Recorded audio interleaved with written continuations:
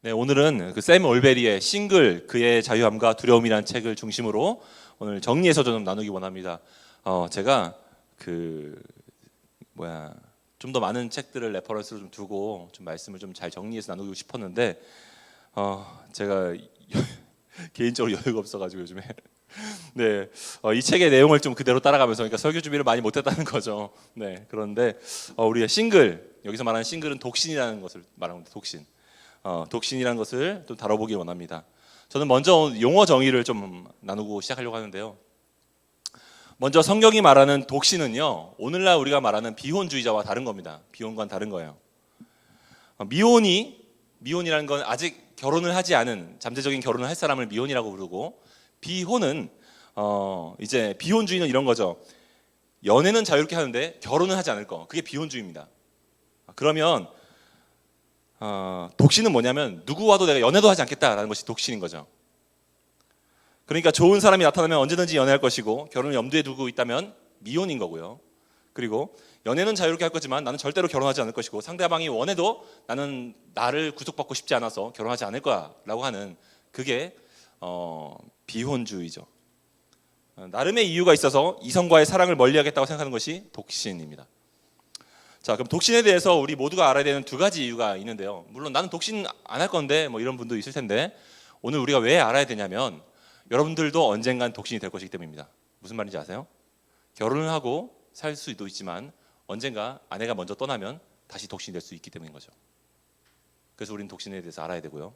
또 한 가지는 우리는 모두 다 더 큰 의미에서 서로 연결되어 있기 때문에 우리는 독신에 대해서 알아야 돼요. 이 이유를 좀 이따 설명해 드리죠. 그래서 저는 오늘 독신의 정의와 유익에 대해서 먼저 좀 살펴보고, 독신을 살려면 무엇이 있어야 되는가 찾아보고, 독신을 선택하면 인생에서 깊은 친밀감을 포기한 채로 살아야 되는가를 생각해 볼 겁니다. 그리고 마지막으로 독신자는 가족을 가질 수 없는가, 이것을 좀 나눠보려고 합니다.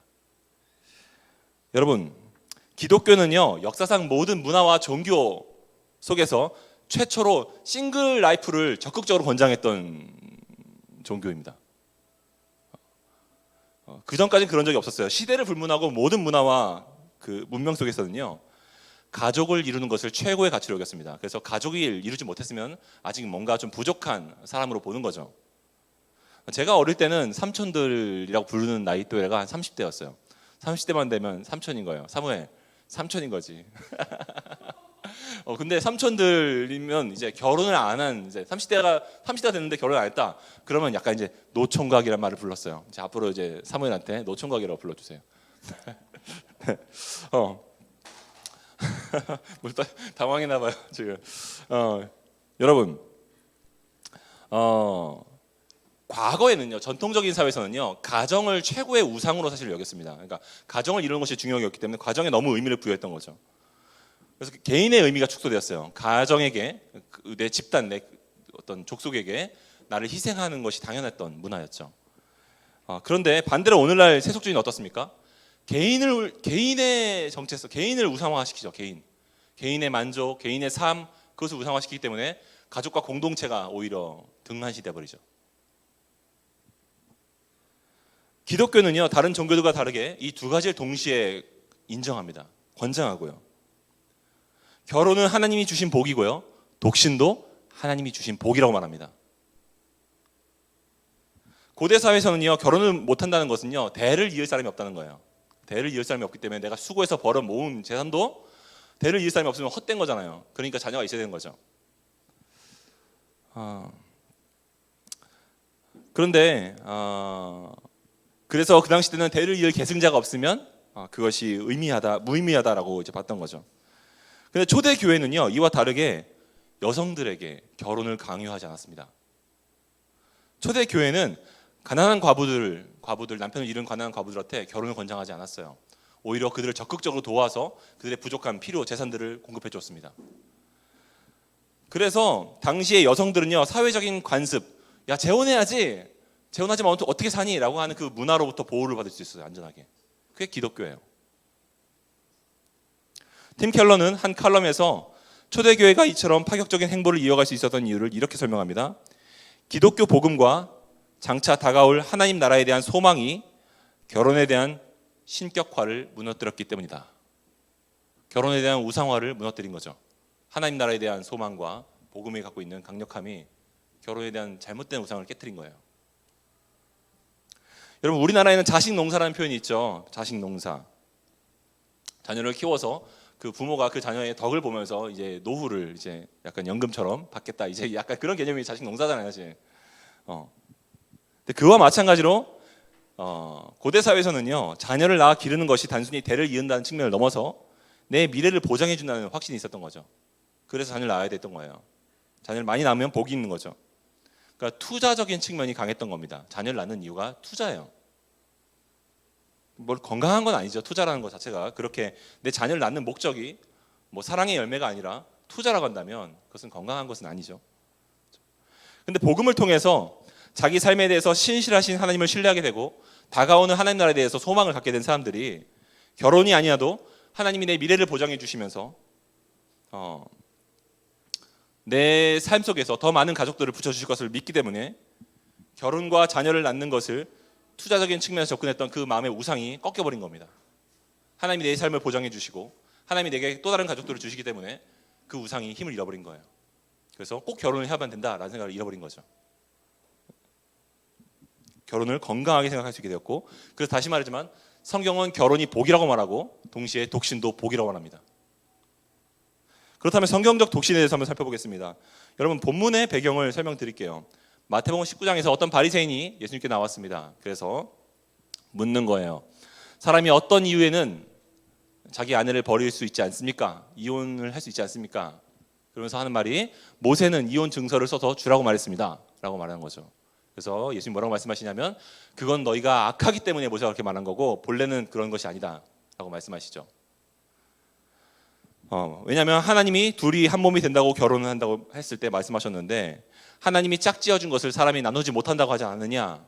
여기서 짝지어줘서 한 몸이 된다는 것은 악교풀로 붙인 종이 두 장을 생각하시면 돼요. 그러면 붙였다가 한참 지나서 떼면 어떻게 됩니까? 종이가 찢어지죠. 하나님이 짝지어주신 것을 나눌 때 그런 찢겨지는 정말 삶이 박살나는 그 고통이 있는 겁니다. 그래서 하나님이 짝지어주신 것을 사람이 나눌 수 없다라고 하나님은 못을 박아버립니다. 그 얘기를 듣고 있던 제자들이 이제 말하는 거죠. 와, 그렇게 힘들 것 같으면 만약에 그렇게 다시 돌아올 수 있는 기회가 없다고 한다면 결혼을 안 하는 게 좋겠네요. 이렇게 말한 거예요. 결혼 안 하는 게 좋겠네요. 여러분들 어떠세요? 결혼을 하고 싶어요? 제가 많은 청년들을 만나고 결혼을 짝지어주고 하는 것들을 보면서 그렇게 좀 물어본 친구도 있었어요. 실제로. 제가 결혼을 코앞에 놓고 이제 우리 교회도 지금 청년부에도 지금 2달 남겨놓고 지금 자녀가 있는데 이런 형제가 찾아와서 얘기한 적이 있어요. 우리 해영자매예요. 남친구 말고 와서 이렇게 얘기하는 거예요. 다른 친구가 목사님, 제가 결혼을 하고 나서 저 사람을 평생 사랑할 수 있을지 잘 모르겠어요. 그러니까 그게 두렵다는 거예요. 그러니까 이제 다른 사람이 눈에 들으면 어떡하죠? 그게 무서워서 내가 이 사람이 평생에 내가 함께 살 사람이 맞나라는 것에 대한 두려움이 있기 때문에 결혼을 마지막까지 되게 고민하게 되거든요. 우리의 약함을 인정하는 거죠. 근데 예수님은 그래서 그 제자들이 그럼 차라리 독신이 낫지 않습니까? 라고 말했을 때 예수님 뭐라고 말씀하셨을까요? 야, 이 멍청이들아! 라고 말씀하지 않으시고 인정해 주세요. 그거를. 맞아. 본문 11절 12절에 제가 그 필립스 성경으로 좀 번역된 걸 읽어드릴게요. 예수는 이렇게 대답했다. 모든 남자가 이 원리를 받아들일 수 있는 것은 아니다. 그러니까 독신을 받아들일 수 있는 것은 아니다. 특별한 은사가 있는 사람만이 가능하다. 날 때부터 결혼할 수 없는 사람도 있고 사람들의 조처로 그리 된 사람도 있고 하나님 나라를 위해서 스스로 그리 된 사람도 있다. 내 말을 받아들일 수 있는 사람들은 받아들여라. 독신을. 그럴 수 없는 사람들이 대부분들이지만 정말 받아들일 수 있다면 그것이 더 낫다라고 말하고 있는 겁니다. 제가 아까 미혼과 비혼, 독신의 차이를 구분시켜드렸죠. 미혼은 괜찮은 사람이 나타나면 언제든지 결혼할 거야 라는 것이 미혼이에요. 그게 비혼이 아닙니다. 그리고 비혼은 나는 연애를 하고 싶지만 나는 절대로 누구와도 결혼하지 않을 거야. 상대가 아무리 원한다고 하더라도 그게 비혼입니다. 독신은 나는 누구와도 연애하지 않을 거야 라는 것이 독신인 거죠. 많은 사람들이 최근에 몇 년 사이에 비혼이라는 말이 유행을 합니다. 비혼. 왜냐하면 그렇게 말한 이유를 저는 좀 공감을 해요. 미혼은 뭔가 좀 약간은 이 한국 사회가 미숙한 의미를 좀 갖고 있는 것 같고 느낌이. 그래서 명절 때 되면은 제일 듣기 싫은 말이 시집 언제 가냐, 뭐 장가 언제 가냐 이런 말 이제 듣는 게 제일 이제 고통스럽단 말이에요. 그래서 미혼보다는 비혼이 뭔가 좀 더 소신 있는 것 같잖아요. 비혼, 내가 선택한 거야. 나는 결혼 안 할 거야. 근데 마음 한켠에는 좋은 사람 나타나면 결혼할 거라는 생각이 있다면 비혼이 아니에요. 미혼이에요. 네. 그리고 너무 비혼이라고 외치고 다니지 마세요. 왜냐면은 괜히 이제 괜찮은 사람이 나타났는데 내가 비혼이라는 말을 듣고 지레 짐작해가지고 그냥 안 다가오면 어떡해요. 네. 그럴 수 있으니까 너무 비혼이라는 말을 너무 쉽게 하지 마시고. 여러분, 엄밀한 의미에서요, 저는 하나님 나라를 위해 결혼하지 않습니다 라고 진지하게 말한다면요, 그런데 저는 여러분들을 되게 존중할 겁니다. 그냥 뭐 목사님 연애도 귀찮고요, 저 그냥 남자친구도 사귀기 싫고요, 몇 번 사귀어봤는데 힘들고요, 뭐 먹고 살기도 힘들고요, 그냥 혼자 살래요. 이것은 성경이 말하는 독신이 아니에요. 그냥 비혼주의일 수도 있고 그런 거죠.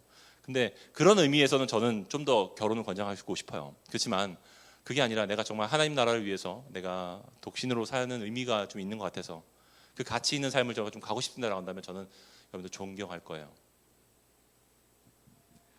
여러분, 그러면 여러분 이렇게 질문할 수도 있죠. 목사님, 그런 사람이 있긴 있습니까? 누가 그런 사람이 있어요? 있죠. 예수님이 그러셨으니까요. 사도 바울이 그랬으니까요. 여러분, 그분은 예수님은 우리와 같은 완전한 인간이 되셨음에도 불구하고 그분은 하나님 나라를 위해서 연애도 결혼도 하지 않으셨습니다. 사도 바울도 마찬가지죠. 오늘 카톨릭에서 사제들을 뭐라고 부르죠? 우리가? 뭐라고 부르죠? 신부라고 부르죠. 네, 왜 신부라고 부르는지 아세요? 자기 결혼을 하지 않고 자기는 예수 그리스도의 신부로 살겠다고 해서 신부인 거예요. 그래서 신부님입니다. 신부. 그래서 사람들의 존경을 받는 거죠. 그 삶이 얼마나 고결하고 귀한 겁니까? 그 마음이. 여러분, 독신의 그 장점이 있어요. 결혼이 장점이 있는 것처럼 독신에도 유익이 있습니다.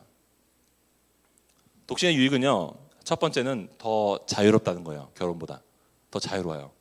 이제 조금 이제 여러분들 보면 부러워요. 이제 나는 이제 왜냐하면 난 매여 있는 삶을 살고 있으니까 멀리 못 가요. 멀리 못 비우고. 두 번째는 주님 앞에서 흐트러짐이 없을 수 있어요. 그리고 세 번째는 내 지체들을 두루 살펴볼 수 있는 시간과 물질과 여유가 있어요. 바울은 이렇게 말합니다. 고린도전서 7장 32절에 너희가 염려 없기를 원하노라. 그러니까 결혼을 한다는 건 염려가 있다는 거예요. 장가를 가지 않은 자는 주의 일을 염려하여 어찌하여 주를 기쁘시게 할까 하되, 장가를 간 사람은 세상 일을 염려해서 어찌하여야 내 아내를 기쁘게 할까 하여 마음이 갈라진다. 시집가지 않은 자와 처녀는 주의 일을 염려하여 몸과 영혼을 다 거룩하게 하려 하되, 시집을 간 사람은 세상 일을 염려하여 어찌하여 남편을 기쁘게 할까 하느니라. 내가 이것을 너희가 말하는 것은 너희의 유익을 위함이고 너희에게 뭔가 올무를 놓으려는 것이 아니다. 오직 너희로 해서 이치에 합당하게 해서 흐트러짐 없이 예수님을 섬기게 하려 함이라 라고 말합니다. 결혼을 하면 의무가 주어지죠. 그 의무를 외면한 채 결혼했는데도 불구하고 내가 싱글 때처럼 막 청년들과 맨날 놀러 다니고 막 성교 다니고 막 이렇게 하면 그건 내 가정의 의무를 내가 다 하지 않는 거죠. 그럼 내 가정이 박살나게 됩니다. 그건 내가 잘못한 거예요. 가정을 이루면 그렇게 돼야 돼요. 그래서 저는 청년부에서 결혼을 하면 자연스럽게 어느 교회도 마찬가지지만 결혼을 하면 이제 신혼부부 목장으로 이제 올라가게 되죠. 장년으로 올라가게 되죠. 왜냐하면 라이프 스타일이 달라질 수밖에 없어요. 그건 어쩔 수 없습니다. 근데 내가 청년으로 결혼을 했는데도 뭐 청년 생활을 하겠다. 그리고 뭐 아내도 소그룹에 청년부 소그룹에 들어가고 남편도 청년부 소그룹 들어가고 계속 그렇게 시간을 좀 잠깐이야 보낼 수 있을지 몰라도 장기간이 되면 그것은 이제 가정이 건강하지 않아요. 그래서 바울은 만약에 내가 정말 흐트러짐 없이 하나님을 섬기기 원한다면 결혼을 하지 말라라고 말하는 겁니다. 여러분, 가족이 있다는 것은요, 그만큼 신경 쓸 게 많아진다는 거예요. 물론 좋은 것이죠. 그리고 우리의 자기 중심성을 벗겨낼 수 있는 좋은 기회이기도 합니다. 가족은. 그리고 근데 독신은 흐트러짐이 없는 삶을 살 수 있죠. 복잡하지 않고 단순한 삶, 더 자유로운 삶, 주님을 전심으로 섬기고 내 공동체를 두루 살필 수 있는 그런 삶. 청년 중에 저희 사무엘과 어저께 만나서 밥을 먹었는데 사무엘이 이제 그 얘기를 하더라고요. 자기가 이제 그 여러 교회 동생들을 챙기고 있고 좀 밥을 사주고 있었던 얘기를 조금 어떻게 하다가 얘기해줬어요. 그 얘기를 듣고 제가 되게 칭찬해줬어요. 정말 멋지다 너. 너무 감사하다. 나도 옛날에 그랬는데. 네, 아무튼 너무 멋지다고 칭찬해줬어요. 그런 모습이 좀 더 멋있게 개발되면 좋을 것 같습니다. 그런데 결혼하면요, 여러분, 사무엘이 지금처럼 그렇게 청년들을 만나고 다닐 수 있을까요? 그럴 수 없어요. 그래서도 안 돼요. 네. 지금의 그 자유함과 지금의 그 지체들을 향한 열정을 다 쏟을 수 없어요. 어쩔 수 없습니다. 내 가족을 돌봐야 돼요.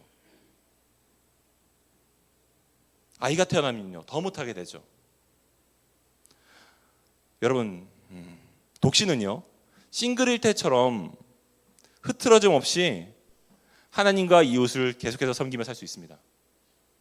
보다 많은 사람들을 만나고 챙길 수 있다는 점에서 결혼보다 더 나은 어떤 모습들이 있는 거죠. 그래서 결혼한 저보다 아직 결혼하지 않은 사무엘이 조금 더 나은 면이 있다라는 겁니다. 여러분, 그러면 독신을 살려면 무엇이 있어야 될까요? 많은 사람들이 독신을 살려면 독신의 은사가 있어야 된다라고 생각합니다. 그래서 결혼 안 했으면 너 독신의 은사 있지. 약간 이 뉘앙스는 약간 좀 놀리는 것 같아. 독신의 은사 있지. 독신의 은사. 여러분, 독신은요, 내가 하나님 나라를 위해서 독신으로 선택한 것이 독신인 거지, 내가 결혼을 못한 게 독신이 아니에요. 네. 그럼 미혼이라고 했죠. 결혼을 못한 게 아니라 안 한 사람이 독신인 겁니다. 그래서 바울은 다른 사람들이 자기와 같기를 바랍니다. 바울은 독신을 했거든요. 결혼을 안 했거든요. 고린도서 7장 7절, 나는 모든 사람들이 나와 같기를 원하노라.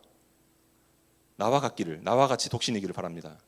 그러나 각각 하나님께 받은 자기의 은사가 있으니 이 사람은 이렇게 하고 저 사람은 저렇게 하니라.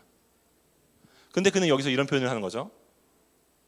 그러나 각각 자기의 은사대로, 받은 은사대로 하라. 무슨 말이냐면요, 여러분, 은사는 영어로 기프트, 선물이죠. 하나님이 주신 선물이라는 거예요. 하나님이 주신 선물에 성향이 있는 거죠.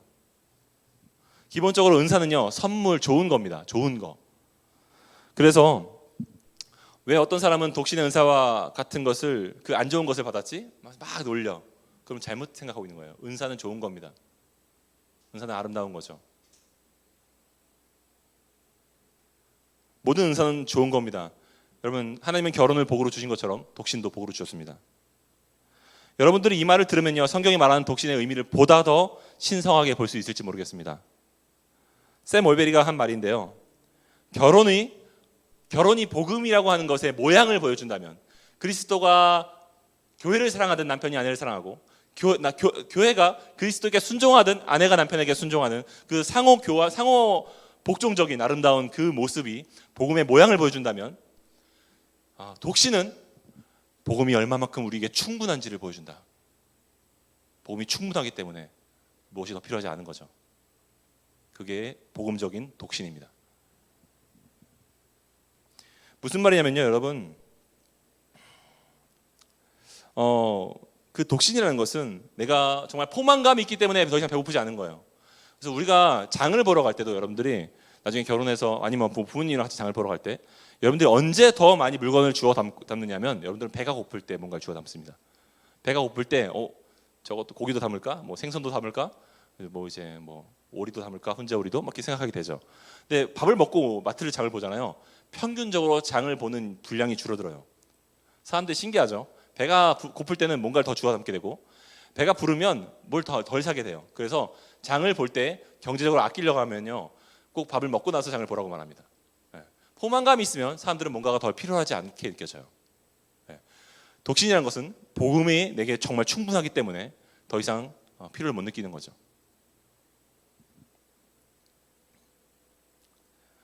여러분, 그래서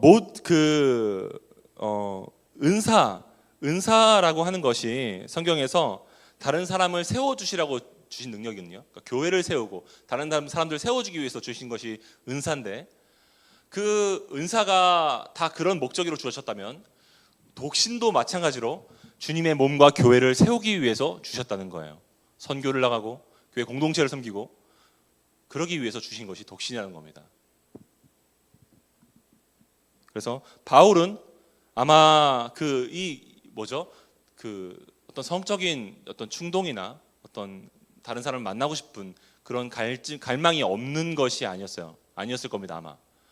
왜냐하면 모든 은사가 교회를 세우고 섬기기 위해서 주신 것처럼 독신의 은사를 주셨다는 건 그냥 내가 어떤 감정을 못 느끼는 어떤 완전히 무슨 무감각해진 상태가 아니라 나는 그것을 느끼지만 주님의 몸을 섬기고 싶은 마음을 더 크게 주셔서 그를 위한 헌신의 마음을 주신 거죠. 그래서 바울은 내가 마음은 느끼지만 내가 결혼을 하고 싶었을지 모르지만 내가 그 상황에서 하나님과 다른 사람들을 돌보는 것이 더 중요했다라고 느꼈던 거예요. 그래서 실제로 그게 선택했고 매우 효과적으로 그 사역을 감당했습니다. 독신이 갖고 있는 장점인 거죠. 그러면 이제 두 번째로 독신을 선택하면 우리는 깊은 친밀감을 포기해야 되는가 이런 생각이 들 수 있습니다. 왜냐하면 결혼을 하면 내 아내와 내 남편과 함께 깊은 친밀감을 할 수 있잖아요. 제가 이제 어릴 때는 저는 성적인 충동이라는 것이 남성에게만 있는 건 줄 알았어요. 내가 사춘기 소년이니까, 내가 남성이니까 남자애들 같이 야한 거 빌려다 보고 그런 거 보면서 남자에게만 있는 어떤 충동이라고 생각했는데 제가 커보고 알고 보고 경험해 보니까 한국 사회가 폐쇄적이어서 그렇지 사실은 남자나 여자나 똑같은 어떤 음욕을 품는다는 어떤 것들이 충분히 공감할 수 있다는 것을 알게 되었습니다. 사실은 남자나 여자나 비슷한 거죠. 그런 면에서 비슷한 거죠. 그러면 그런 깊은 친밀감을 정말로 원하는데 그 깊은 친밀감을 내가 포기해야 된다는 건가? 세미 올베리의 말을 한번 들어보죠. 오늘날 서구 문화에서는 사실상 성관계와 친밀감을 하나로 섞어버렸다. 그러니까 성관계와 섹스와 친밀감을 섞어버렸다. 성관계가 친밀감이다라는 전제가 있는 거죠, 사람들이. 그래서 성관계를 하면 친밀감이 있는 것처럼 생각하고 성관계가 없는 친밀감은 가짜라고 생각한다. 그러니까 이제 남녀가 커플이 돼서 만나는데 야, 너 왜 나랑 성관계를 안 맺어? 라고 하는 것은 왜 우리 더 깊은 친밀감을 원하지 않니? 라고 말하는 거죠. 근데 잘못된 전제가 있다는 거예요. 잘못된 전제가. 친밀감이 곧 섹스는 아닌데. 왜냐하면 여러분 섹스를 하면서도 부부가 친밀감이 없는 부부들이 있어요. 관계가 엉망진창인 경우도 있는 거죠. 그리고 반대인 경우도 있겠죠. 성관계를 갖지 않지만 그보다 더 깊은, 아까 말했던 그 부부보다 더 친밀한 관계도 있을 수 있죠. 실제로 영국에서 제1차 세계대전 발발 100주년 기념 행사를 했다고 합니다. 그래서 이제 그 행사의 하나로 병사들의 일기장과 편지에서 당시에 편지에서 내용들을 발췌해가지고 한 라디오 프로그램에서 소개한 거예요. 근데 그 내용이 재밌습니다. 전쟁의 공포 속에서 당시에 1차 대전 때 병사들이 어떤 대화를 나눴고 어떤 우정들을 엿보았냐면 정말로 뜨거운 전우애와 사랑으로 서로를 챙기고 격려하고 사랑했던 모습들이 있는 거예요. 근데 흥미로운 건 그 라디오 방송이 나와서 일부 청취자들이 이런 반응을 보인 겁니다. 그들은 게이였을 거야. 게이가 아니고선 저렇게 친밀한 관계가 나올 수 없어. 이상한 거죠. 섹스 이꼬르 친밀함을 생각한 거기 때문에 그 사람들은 저렇게 친밀하다면 저들은 분명 게이일 거라고 생각했던 겁니다. 근데 그렇지 않은 건데 잘못된 생각이 있는 거죠. 여러분, 오늘날 우리가 생각하는 친밀감의 정의가 너무나도 성적인 스킨십으로 축소되어 있기 때문에 우리는 얼마나 협소된 관계 속에서 친밀감이 없는 삶의 풍요로움을 잃어버린 상태로 우리는 살고 있지 않습니까? 여러분 그거 아십니까? 제가 어릴 때는요 그런 노래가 많았어요. 우정을 노래하는 노래가 많았어요. 뭐죠? 고마워 친구야 이런 노래도 있고 아무튼 기억이 잘 안 나요. 근데 우정을 노래하는 노래들, 학교의 친구들과 졸업한 내용들에 대한 가요들, 그리고 선생님에 대한 고마움을 노래하고 엄마에 대한 고마움을 노래하고 그런 게 되게 많았어요. 근데 지금 멜론 차트 1위부터 100위까지 한번 보시죠. 뭐가 있는지. 남녀 간의 스킨십과 감정과 헤어짐과 내가 제일 잘 나가, 내 자랑, 내 돈, 내 부음 그런 것밖에 없죠. 왜 노래가 다 그렇게 바뀌었죠? 우리가 잃어버린 삶의 의미가 너무 많은 거예요. 훨씬 더 앞에 있던 세대들은 풍요로운 삶을 누렸는데 우리는 되게 축소되어 있는 관계 안에서 되게 그 의미를 많이 잃어버린 상태로 우리는 살아가고 있다는 겁니다.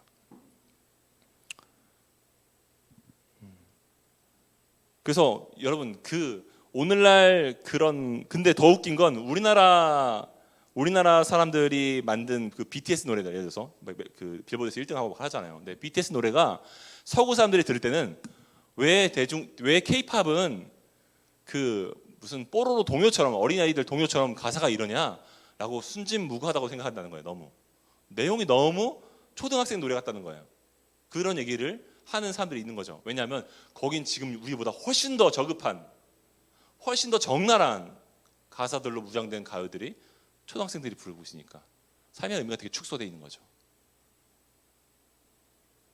성적인 막 디테일들이 묘사가 되고 있는 노래 가사들, 그런 것들이 너무나도 노골적으로 불려지고 있죠.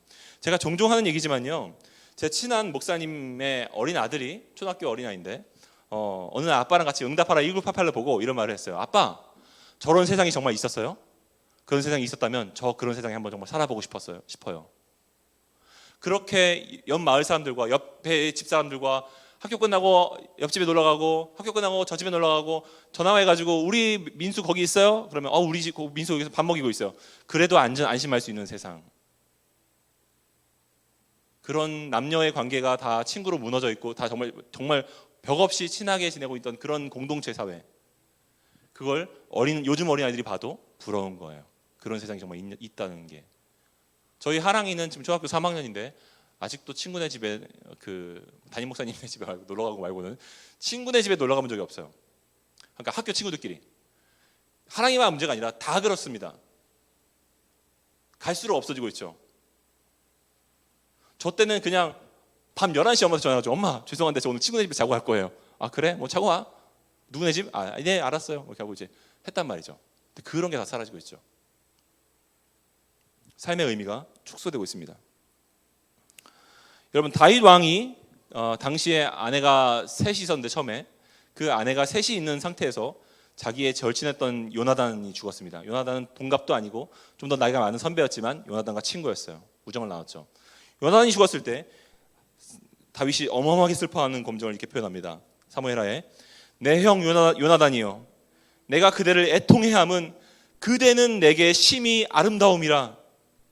그대가 나를 사랑했었음이 기이하여 여인들의 사랑보다 더하였도다. 뭐 이게 서구 사회 사람들은 이런 본문을 보면 다윗이 요나단과 동성애자였구나 이런 생각을 하는데 그 아니고요. 그 우정의 아름다움을 얘기하고 있는 겁니다. 우정의 아름다움.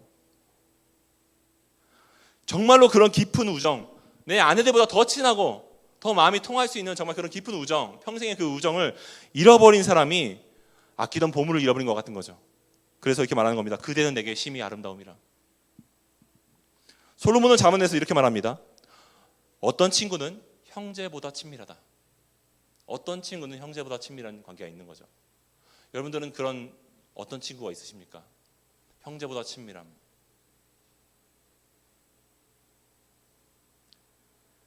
여러분 옆에 사람만 바라보세요. 그 어떤 친구일 수 있습니다. 어떤 친구가 될 수도 있어요. 네. 여러분,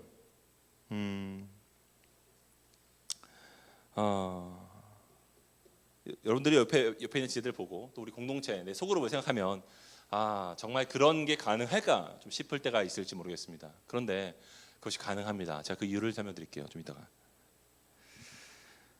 여러분, 친구의 정의가 뭘까요? 친구가 뭐야? 혜민아, 친구.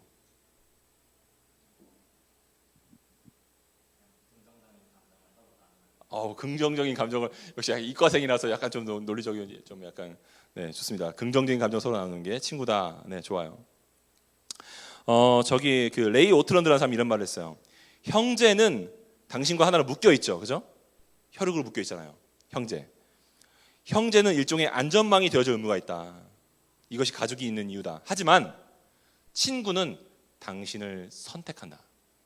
당신을 선택한 관계가 친구죠. 특별한 이유가 없지만 선택한 거예요. 좋을 때나 힘들 때나 당신을 사랑하는 사람, 반드시 그래야 되는 것은 아닌데도 그렇게 하기로 스스로 선택한 사람, 그 사람이 친구다. 그게 친구죠. 선택해서 특별한 겁니다. 이유가 없는데도 선택해 주니까. 영업적이고 사무적인 관계는 여러분 어떻습니까? 계산을 하고 만나요. 만나면서도 계산을 하죠. 내가 한번 샀어, 네가 한번 사. 안 사? 다음에 안 만나. 이기적이야. 근데 참 친구는 계산기를 두들기지 않죠. 회사는 내가 필요 없어질 때 나를 결국 놓아버리게 됩니다. 어쩔 수 없어요. 회사라는 게 그렇습니다. 근데 친구는 나에게 자신이 필요하다는 것을 알면 나에게 다가와서 내 필요가 되어줍니다. 반드시 그래야 되는 것도 아닌데 그렇게 하기로 선택하죠. 그게 우정이죠. 그래서 고마운 거예요. 여러분, 우정이 결혼과 달리 차별되는 점이 있다는 거 아십니까? 차별되는 장점이 있어요. 우정은. 결혼은요 단독적인 관계예요. 그 사이에 누군가 들어오면 결혼 관계가 더 위험해집니다.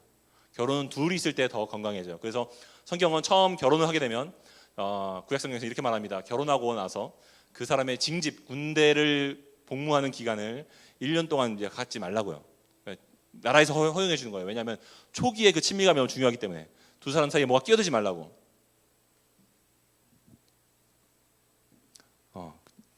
부부는 그런 거죠. 근데요, 여러분, 우정은요 누군가 합류한다고 그 사이에 약해지지 않아요. 오히려 더 강화될 수도 있습니다. 자, 그 이유를 설명드릴게요.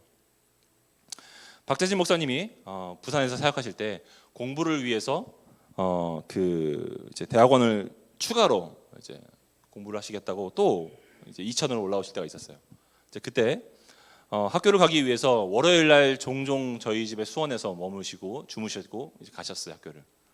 그래서 제가 목사님 모신다고 새로 침구류도 사놓고 이제 그렇게 이제 교제하고 월요일마다 시간을 보냈었는데, 한 번은 이제 목사님이 자기 너무 좋아하시는 목사님이 있다서, 존경하는 목사님이 있다. 그래서 이제 고상선 목사님이라는 목사님을 소개해주고 싶다고 하신 거예요. 나는 이제 목사님 매주 월요일날 이제 우리 집에 머문 것도 아니고 가끔씩 머무는데 그 시간도 난 너무 귀하니까 이제 목사님과 교제하고 싶은데 누군가 끼어드는 게 싫은 거예요. 이제 누구 만나는 것도 잘 모르는 사람 만나는 것도 싫고 그냥 우리 둘이 만나면 재밌고 이제 뭐 맛있는 거 먹고 차 마시면 좋은데 누군가 또 끼어드는 게 싫은 거죠. 그랬는데 목사님 소개를 시켜줬어요. 이제 그 다음부터 매년 이제 명절 때나 무슨 어떤 일이 있을 때 같이 만나고, 지난주 목요일에도 같이 이제 셋이서 만나서 또 교제하고 나누었는데, 제가 고상선 목사님과 박재진 목사님 셋이 같이 만나니까 제가 뭘 알게 됐냐면, 제가 둘이서 박재진 목사님 만날 때보다 셋이 만나니까 이분이 갖고 있는 또 다른 장점들을 보게 됐어요. 이분을 더 풍성하게 누리게 됐어요. 무슨 말인지 알아요, 여러분? 둘만 있을 땐 모르던 모습들이 또 다른 게 발견되더라고요. 그래서 그 만남이 너무 좋은 거예요, 이 트라이앵글이. 비슷한 일을 C.S. 루이스가 겪었습니다. C.S. 루이스는 이클립스라고 하는 이제 그 옥스퍼드 대학에서 자기 친구들 멤버가 있었어요. 그 중에 한 명이 반지의 제왕을 쓴 J.R.R. 톨킨이었고, 이제 나머지 두 명의 친구가 더 있었고, 이제 C.S. 루이스가 그 멤버가에서 맨날 이제 그 문학과 관련된 토론을 하고 나누는 친구가 있었는데, 한 번은 C.S. 루이스가 그런 생각을 했대요. 그 우리 모임 중에서 멤버가 늘어나는 게 싫은 거예요. 근데 한 명이 늘어나서 나중에 이제 네 명이 되고 이제 네 명이 돼서 왜 우리 모임이 이렇게 이제 사람이 많아지니까 대화할 시간도 좀 줄고 질이 좀 떨어진 것 같다, 이런 고민을 했던 거예요. 근데 나중에 한 친구가 죽었어요. 근데 그때 C.S. 루이스가 뭘 발견했냐면, 내가 그 멤버 중에 내가 혜민이가 있었다고 쳐보면 다른 애가 죽은 거예요. 그러더니 더 이상 혜민이의 어떤 아름다움이 보이지 않기 시작하는 거예요. 이 친구랑 있었을 때 보였던 그 아름다움이 이 친구가 죽고 나서 안 보이기 시작하는 거예요. 그래서 루이스가 그런 말을 합니다. 나의 모든 친구에게는 내가 아닌 다른 친구만 온전히 끌어낼 수 있는 뭔가가 있다. 내가 아닌 다른 친구가 끌어낼 수 있는 무엇인가가 있다. 각자 나 혼자서는 그 사람의 전체를 끌어낼 수 없다. 그의 모든 면을 보기 위해서는 나의 라이트, 빛 외에 다른 빛들이 필요하다. 우정이라는 건 그런 거죠. 부부는 둘이 있어야 빛나는데, 우정이라는 건 여러 사람이 들어가면 들어갈수록 더 다채로워지고 풍성해진다는 거예요. 그 사람이 갖고 있는 아름다움이 더 많이 보이게 되는 거죠. 그래서 우리가 교회에서도 소그룹을 만나는 거죠. 소그룹을 갖는 이유는 나 혼자 개인으로 있을 때는 모르던 분들이 상대를 통해서 다 알게 되고, 또 함께 있을 때 더 시너지가 나타나니까요. 그렇다면 진정한 우정의 특징은 무엇일까요? 여러분, 진정한 우정의 특징은요, 세 가지를 볼 수 있습니다. 진정한 우정은 일시적이지 않고요, 그리고 어떤 변화되는, 그 상대방의 변화되는 상황을 뛰어넘습니다. 상대방이 어려움을 겪든 너무 성공을 하든, 성공하기 때문에 나 저 친구가 더 이상 못 어울리겠어가 아니고, 성공하면 성공한 대로 칭찬해 줄 수 있고, 실패하면 실패한 대로 내가 도와줄 수 있죠. 모든 상황을 뛰어넘어요. 세 번째로, 절대로 진정한 우정은 피상적이지 않습니다. 오늘날 우리의 관계는 얼마나 피상적입니까? 잠언서 19장 4절은 이렇게 말합니다. 돈은, 그러니까 재물은 많은 친구를 더하게 하지만 그렇게 벌은 돈은, 그렇게 모은 친구들은 가난하게 될 때 끊어지느니라. 잠언서 17장 17절은 이렇게 말합니다. 참된 친구는 그 사랑이 끊어지지 아니하느니라. 진정한 우정은 상황의 불변한 관계없이 계속되는 거죠. 그래서 상대가 잘 될 때나 도움이 필요할 때나 상관이 없습니다. 박 목사님이 오래전 저에게 그 목사님이 이제 분당 우리 교회를 오시면서 기쁨이 되는 교회를 개척하기 준비하기 위해서 오시게 되면서 처음에 저한테 이렇게 말씀을 하셨어요. 그때도 저희 집에 오셔가지고 얘기하셨는데 김 목사 분당에 같이 하지. 그 당시 땐 저는 이제 수원에서 교회를 개척해서 개척 교회를 하고 있었던 상황이었고 제가 우스갯소리로 말씀드렸습니다. 목사님, 저희 교회에서 제가 지금 받고 있는 사례비보다 4배를 주면 제가 가겠습니다. 무슨 말이냐면 안 가겠다는 말한 거예요. 그냥 사실 농담을 한 거예요. 뭐 제가 무슨 개척교회 뭐 사례비 얼마 되지도 않았고 그리고 뭐 교회 무슨 목사가 무슨 사례비 때문에 움직이겠습니까? 근데 그게 아니라 농담으로 말했는데 목사님이 이렇게 말하는 거예요. 갑자기 부족한 건 내 월급을 떼서 줄게. 진심으로 말하더라고요. 그래서 깜짝 놀랐어요. 근데 안 주시더라고. 4배가 아닌데 지금. 여러분 이게 우정입니다. 제가 정말 어려울 때는 목사님이 저를 도와주세요. 실제로. 여러분 이게 우정이죠. 진정한 우정은 모든 상황을 뛰어넘습니다. 친구는요 나를 깊이 아는 사람이에요. 다른 사람들이 뭐라고 해도 저 마음이야 하고 알아주는 사람이죠. 다른 사람들이 아무 말을 못해도 필요한 충고도 해줄 수 있습니다. 상대도 그 충고를 기쁘게 들어요. 진정한 우정을 나누면요 충고를 나누고 그 충고를 충언처럼 듣습니다. 우리 교회도 충언이가 있는데 그 충언 네. 정말 나를 위한 말이란 것을 알기 때문에 듣게 되죠. 잠언서 27장 9절은 이렇게 말합니다. 기름과 향이, 그러니까 향수 같은 게 사람의 마음을 즐겁게 하나니 친구의 충성된 권고가 이와 같이 아름다우니라. 향수처럼. 그러면 마지막으로 세 번째로 여러분 이건 이제 독신과 관련해서 되게 중요한 주제인데요. 그럼 독신은 가족을 가질 수 없습니까? 이런 질문을 해볼 수 있겠죠. 예수님은요 가족을 재구성하십니다. 마가복음 3장 33절에서 예수님 말씀하시죠. 누가 내 어머니며 동생들이냐 하시고 둘러 앉은 사람들을 보시면서 말씀하십니다. 내 어머니와 내 동생들을 보라. 누구든지 하나님의 뜻대로 행하는 자가 내 형제고 내 자매고 내 어머니니라. 샘 올베리의 글을 그대로 읽어드릴게요. 진짜 가족은 생물학적 혈통이 아니라 영적 혈통으로 이루어진다. 우리는 하나님의 뜻을 따를 때 예수님의 가족이 된다. 예수님의 가족은 혈통이 아니라 영적인 방향의 문제다. 예수님은 영적 방향을 가족의 궁극적인 정의로 제시하신다. 그러므로 그리스도인은 육신의 가족만을 자기의 유일한 가족으로 여기지 말아야 된다. 반대로 육신의 가족이 없다 해도 가족의 경험을 전혀 할 수 없다고 생각하지 말아라. 실제로 예수님은 그렇지 않다고 말씀하신다. 오히려 정반대다. 여러분 육체의 가족은요 한시적이에요.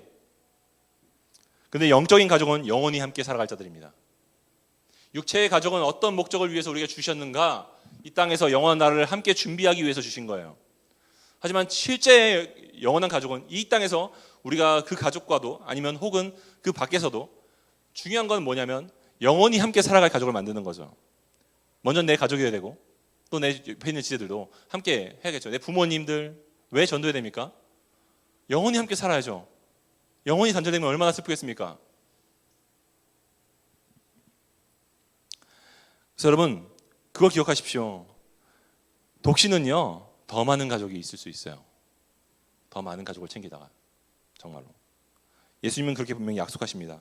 마가복음 10장 29절 내가 진실로 너에게 이르노니 나와 복음을 위해서 자기 집이나 형제나 자매나 어머니나 아버지나 자식이나 자기 땅을 버린 자는 현재 있어서 집과 형제와 자매와 어머니와 자식과 땅을 100배나 받되 하지만 박해를 겸하여서 받고 그 다음 세상에서 내세 영생을 받지 못할 자가 없느니라. 여러분 예수님은요 사람들이 예수님을 따르기 위해서 때론 많은 것을 포기해야 된다고 말씀하셨습니다. 그럴 수 있을 거라고 말씀하셨어요. 둘째로 예수님은 그분을 따를 때 치러야 될 가장 큰 대가는 많은 경우 관계와 가족이라고 말씀하셨어요. 많은 경우 가족이 걸림돌이 되기도 합니다. 내가 예수님을 따르기 위해서. 실제로 그래요. 수많은 제자가 실질적으로 이런 일을 만나게 되죠. 그리고 세 번째는 이겁니다. 예수님은 다음 세상만 아니라 바로 지금도 100배나 그것을 더 풍성하게 누릴 수 있다라고 약속하십니다. 가족과 친구를 더 100배로 얻을 수 있는 거죠. 어떻게 그게 가능할까요? 예수님이 가족을 제공하시는 방법은요, 같은 믿음 안에서 서로 양육을 하는 관계 속에서 자라나게 됩니다. 무슨 말인지 말씀드릴게요. 여러분, 사도 바울은요 평생 독신으로 살았어요. 그런데 그는 놀라운 말을 이렇게 말합니다. 디도서 1장 4절에 나의 같은 믿음을 따라서 나의 참 아들이 된 디도에게 말하노니. 독신자는 아들이 없다고 우리 생각하죠. 그런데 바울은 나는 자녀가 있다고 말합니다. 이것은 혈육을 넘어선 진정한 아들인 거죠. 그의 말을 들어보십시오. 디모데전서 1장 2절 믿음 안에서 참 아들 된 디모데에게 내가 편지한다. 디모데후서 1장 2절 사랑하는 아들 디모데에게 편지한다. 디모데후서 2장 1절 디모데에게 말합니다. 내 아들아. 고린도전서 4장 17절 주 안에서 내 사랑하고 신실한 내 아들 디모데에게. 여러분, 바울은 감옥에서 만나서 복음으로 양육하고 가르쳤던 오네시모에게 이렇게 말합니다. 갇힌 중에서, 내가 감옥에 갇힌 중에서 내가 낳은 아들 오네시모를 위해서 라고 말합니다. 바울은 온 교회의 성도들을 영적으로 출산했다고 말합니다. 고린도전서 4장 15절 그리스도 안에서 1만 스승이 있으되 아버지는 많지 아니하니 그리스도 예수 안에서 내가 복음으로써 너희를 낳았음이라. 나의 자녀들아, 너희 속에 그리스도의 형상이 이루기까지 내가 다시 너희를 위해서 해산하는 수고를 하노니. 바울은 자기가 교회의 성도들을 낳았다라고 말하고 있고, 그들을 위해서 내가 그들이 정말 하나님의 자녀로 자라나기 위해서 내가 영적으로 해산하는 고통으로 수고를 하고 있다고 말하고 있습니다. 바울은 자녀가 있는 거죠. 존 파이퍼는 이렇게 말합니다. 바울은 결혼하지 않았지만 위대한 아버지였다. 그리고 그는 그리스도 안에 있는 많은 독신 여성들이 유모가 자기 자녀를 기름과 같이 공동체원들을 양육하고 길렀으므로 결혼하지 않았지만 위대한 어머니였다라고 말합니다. 그러니까 많은 교회 소그룹 리더들과 사역자들과 많은 리더십들은 내가 배로 나왔지는 않았지만 위대한 어머니, 위대한 아버지일 수 있는 거죠.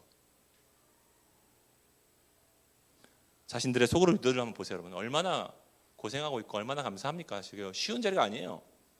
정말로. 엄마 같죠? 그죠? 엄마 같고 아빠 같고 형제 같고. 결론을 맺겠습니다, 여러분. C.S. 루이스가 쓴 천국과 지옥의 이혼이라는 책이 있어요. 소설책이에요. 네, 이제 그 소설책은 이제 그 죽은 다음에 사람들이 천국에 간 장면에 대한 이제 그냥 이제 소설을 그림으로 그린 건데 자기가 상상해서. 네, 이제 거기서 위대한 어머니가 등장합니다. 들어보십시오. 천국에 들어갔다. 가이드를 따라 천국을 둘러본다. 어느 순간 거대한 행렬이 눈에 들어온다. 각각 소년들과 소녀들로 이루어진 행렬이 있다. 음악가들, 춤과 축하, 심지어 거대한 천사들도 보인다. 그 중심에는 이 행사의 주인공인 아름다운 여인이 보인다. 가이드는 이 여인이 정말 위대한 인물이었다고 설명한다. 그녀는 땅에서는 이름이 전혀 알려지지 않았다. 그녀는 낳은 자녀가 한 명도 없는 사라 스미스라는 사람이었다. 하지만 천국에서 그녀는 위대한 어머니 중 한 명이었다. 그녀의 양옆에 늘어선 수많은 아이가 사실 그녀의 아들, 딸이다. 가이드는 이렇게 설명한다. 과거의 땅 위에서 저분을 만난 젊은이나 소년, 소녀는 모두 다 저분의 아들과 딸이 되었죠. 저분의 모성은 다른 종류의 모성이었습니다. 여러분, 이 땅에서 사라 스미스는요, 생물학적인 자녀를 한 명도 낳지 않았지만 많은 사람에게 영적 어머니가 되어주었습니다. 여러분, 우리는 생물학적인 결혼을 하지 않고 자녀를 낳지 않았는데 수많은 이들의 부모가 되신 분을 알고 있습니다. 그분은 예수님이죠. 그분은 결혼하신 적도 없고 자녀를 낳으신 적도 없는데 이렇게 말씀하십니다. 히브리서 2장 13절. 볼지어다 나와 및 하나님께서 내게 주신 자녀들이라. 신학자 러셀 무어는요 5명의 자녀를 입양하고 너무 훌륭한 자녀들을 양육하고 훌륭했던 분이셨죠. 근데 러셀 무어가 사람들이 와서 물어봤대요. 왜 이렇게 많이 입양을 했냐고. 그랬더니 이렇게 말하는 겁니다. 하나님이 먼저 나를 입양하셨기 때문에 내가 입양을 하지 않을 수 없었습니다. 내가 입양을 한 건 내가 잘나서가 아니라 그분께 받은 입양의 의미가 너무 감사해서 나도 입양을 해야 될 것 같았습니다. 입양은 복음입니다. 저는 물리적인 입양만 아니라 삶에서 관심으로 영혼들을 챙기고 양육하고 돌보는 것이 정말 중요한 필요한 입양이라고 생각합니다. 내가 한 영혼을 품고 섬기는 걸 말하는 거죠. 그런 의미에서 여러분 소그룹 리더들을 위해서 많이 기도해 주십시오. 공동체 리더들을 위해서 많이 기도해 주십시오. 또 저를 위해서 많이 기도해 주십시오. 그게 얼마나 힘든 일이고 얼마나 그 귀한 일들 또 감당하고 있습니까? 우리 지체들이 봉사하는 자리에서. 여러분 또 공식적인 리더의 자리는 없는데 리더처럼 정말 잘 챙기고 돌보는 분들이 있잖아요. 만나서 밥 사주고 삶이 흔들려갈 때 신앙을 붙잡아주고 소망이 끊어진 자에게 복음으로 소망을 주고. 여러분 그렇게 마음으로 낳는 거예요. 영적인 가족이 그렇게 되는 겁니다. 교회가 그런 거예요. 그러면 여러분 독신은요 하나님이 인류에게 맡기신 첫 번째 사명인 인류에게 자녀를 낳음으로써 번영시키라는 책임을 충분히 감당하고 있는 겁니다. 영혼을 낳고 있잖아요. 영혼들. 하나님의 자녀로. 매튜 리 앤더슨의 글을 끝으로 말씀을 마치겠습니다. 교회 공동체 안에서 부모 역할은 독신자와 불임 부부를 포함해서 모두가 공동으로 받은 소명이다. 이것은 하나님의 나라를 향한 가장 깊은 갈망을 품고 어머니와 아버지의 사랑을 기르는 기독교적인 방식이다. 그렇다면 부모 역할에는 독신자와 불임 부부에게 모두 열려있는 측면들이 있다. 부모 역할은 독신자들에게 닫혀있는 영역이 아니다. 우린 다 부모 역할을 하고 있는 거죠. 한 아이가 자라기 위해선 한 마을이 필요한 것처럼 한 영혼이 태어나기 위해선 수많은 영혼들이 그를 품고 세워가는 겁니다.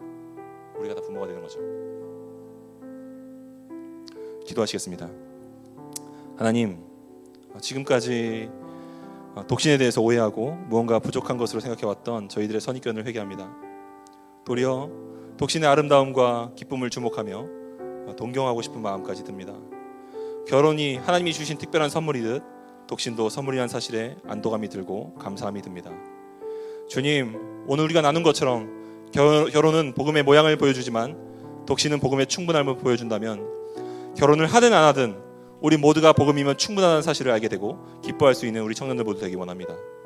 복음으로 충분하기에 더 이상 더운 것을 잡지 못해서 우울하고 낙심하지 않고, 복음으로 충분하기에 영원하지 않은 것을 가지고 우쭐해하지 않으면서 겸손하고 담대하게 세상을 주와 내 곁에 있는 영혼들을 위해 살아가는 더 위대하고 아름다운 인생들 모두 되게 하여 주옵소서.